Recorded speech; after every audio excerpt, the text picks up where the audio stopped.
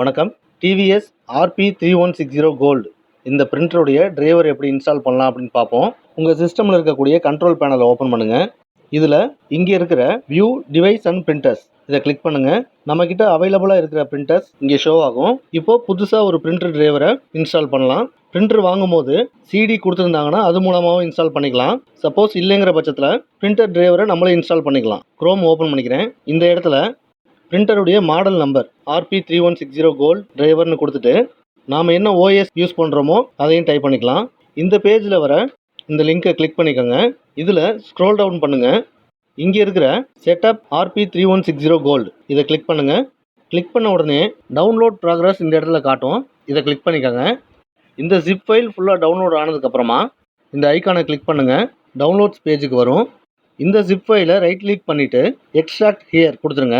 File extract ஆனதுக்கப்புறமா இதை double click பண்ணுங்கள். எகைன் டபுள் கிளிக் பண்ணுங்கள்.